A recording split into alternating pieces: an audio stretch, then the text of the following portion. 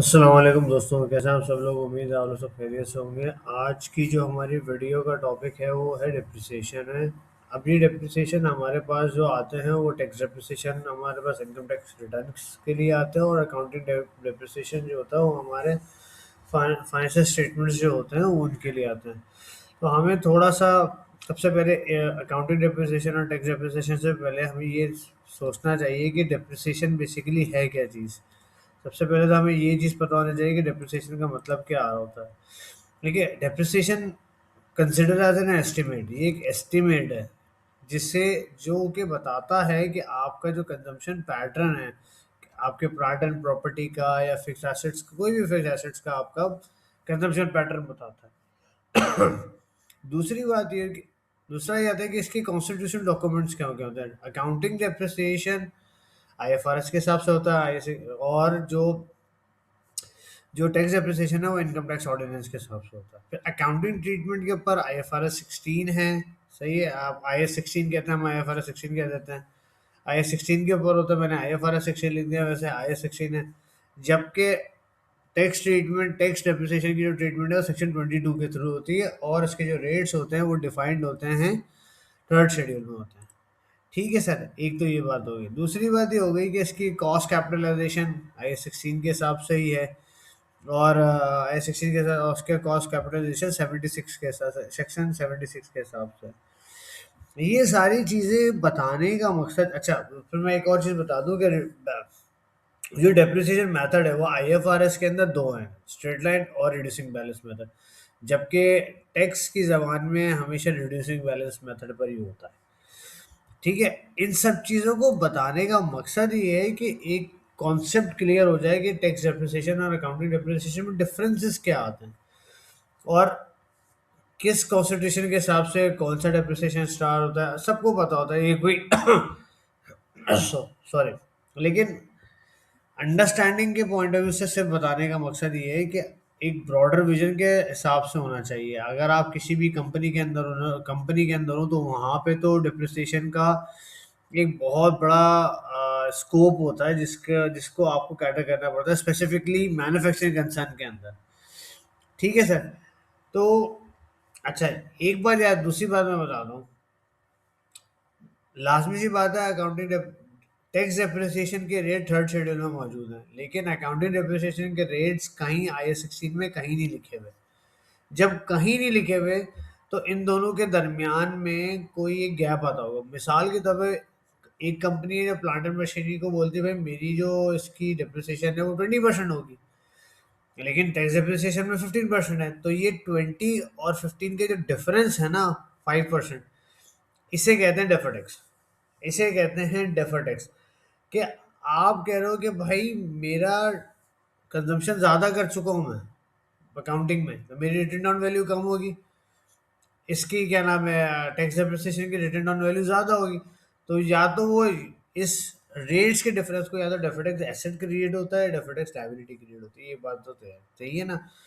अब हम आ जाते हैं इसके ऊपर कि ये जो एक मैंने दो एग्जाम्पल्स कोट की हैं, वही प्लांट एंड मशीनरी है, ट्रांसपोर्टेशन है, फिक्स ऑपरेटिंग चार्जेस है, कस्टम ड्यूटी है, सेल्स टैक्स है।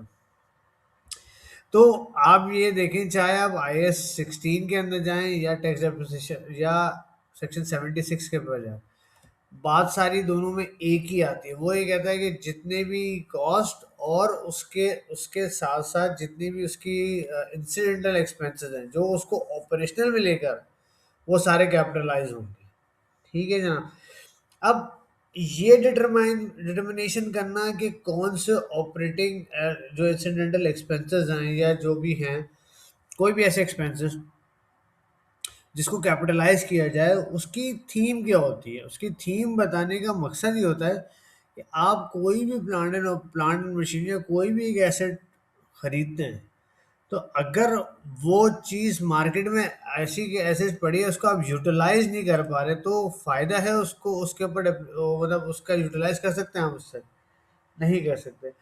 इसी तरीके से जब आप उसमें देखते हैं ना, आई 16 की ज़बान में देखेंगे, तो वो फिक्स्ड एसेट्स उसको कंसिडर करता है जो तीन कंडीशंस उसने बताई है कि कॉस्ट रिलायबली मेजर हो, सही है, कॉस्ट रिलायबली मेजर हो, उसके बाद ये पहला वर्ड है।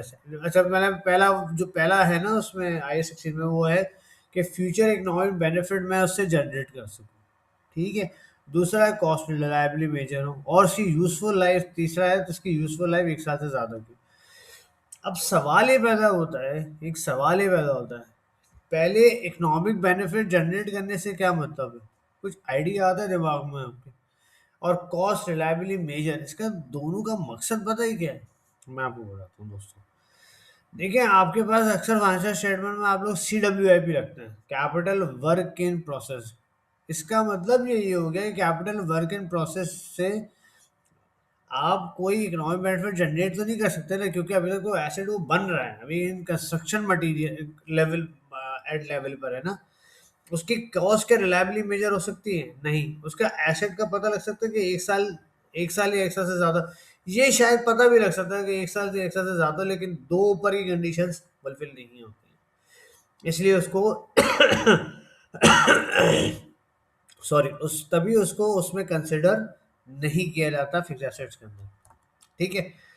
उसके बाद कस्टम ड्यूटी आती है अगर आपने इंपोर्ट किया, फिर उसके बाद आपके सेल्स टैक्स आता है। अच्छा, मैंने यहाँ, अच्छा, यहीं पे सिमिलर मैंने बिल्कुल देखिए सेम ट्रीटमेंट है अकाउंटिंग और टैक्स एप्रिसिएशन के ऊपर, मैंने वही चीज़ एप्लीकेबल की है। यूजफुल लाइफ देखें, अकाउंटिंग के अंदर दो मेथड्स हैं, स्ट्रेट लाइन और रिड्यूसिंग बैलेंस, जबकि टैक्स में सिर्फ रिड्यूसिंग बैलेंस है। तभी मैंने यहाँ पे यूजफुल लाइफ की। अब मैंने अकाउंटिंग एंट्री बना दी कि भाई रिकॉर्डिंग करते हुए क्या होना चाहिए।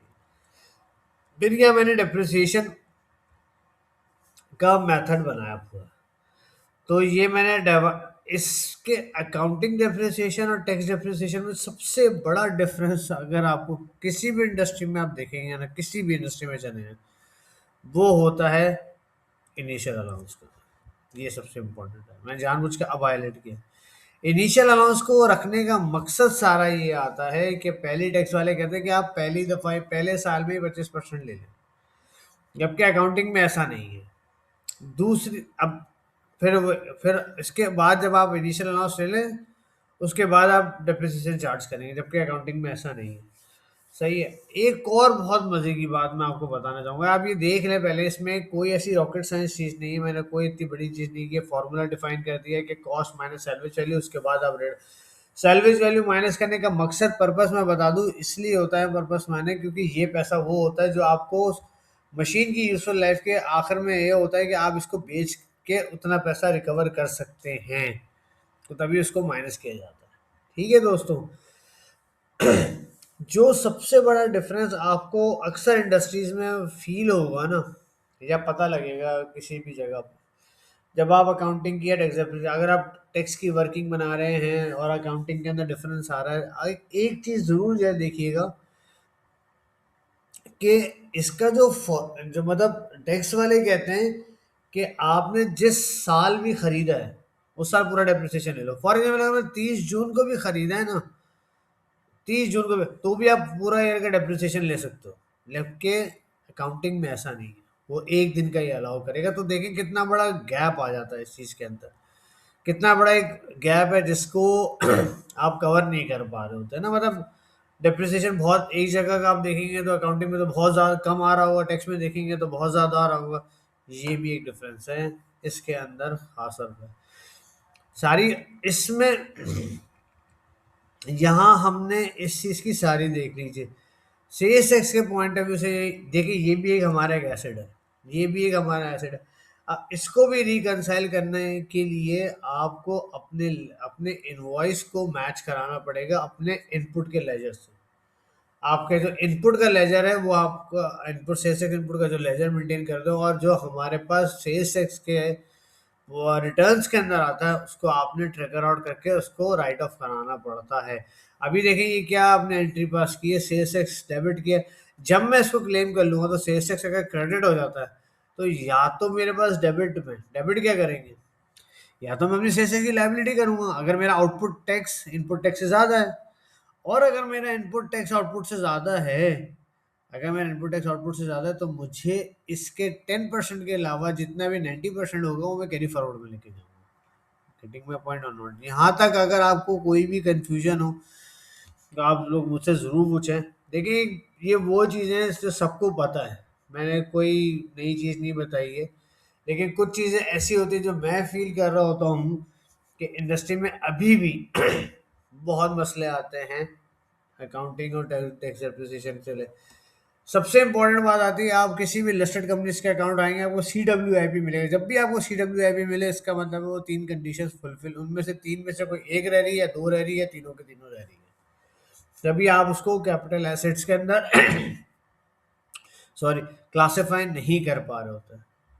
ठीक है दोस्तों, अगर यहाँ तक आपको कोई चीज़ ऐसी है जो नहीं समझ में आ रही हो डिप्रिसिएशन के हिसाब से, डिस्पोजल है, टैक्स एप्रिसिएशन का डिस्पोजल, अकाउंटिंग डिस्पोजल का फ़र्क आता है। ये मैं बता दूं, accounting accounting depreciation inadmissible expense है, टैक्स एप्रिसिएशन एडमिसिबल एक्सपेंस है। क्यों? क्योंकि आपके एस्टिमेट को वो लोग टैक्स डिपार्टमेंट वाले नहीं मानते, वो बोलते हैं हमारे एस्टिमेट्स चलेंगे, आपके एस्टिमेट्स को हम कंसिडर नहीं करेंगे। इसी तरह जो टैक्स गेन या लॉस होता है, टैक्स गेन या लॉस को वो आपके डिस्पोजल ऑफ फिक्स एसेट्स पे मानते हैं, अकाउंटिंग गेन या लॉस को वो फिक्स एसेट्स पे नहीं। लाजमी सी बात है, जब आपको आपके डिप्रिसिएशन को नहीं माने तो आपके डिस्पोजल को क्यों मानेंगे? वो आपके आपके एक्यूमुलेटेड डिप्रिसिएशन को तो नहीं मानेंगे। तो ये छोटी सी वीडियो थी आप लोग के लिए, इसमें प्लीज़ अपना कमेंट ज़रूर लिख के भेजिएगा कि आपको ये वीडियो पसंद है।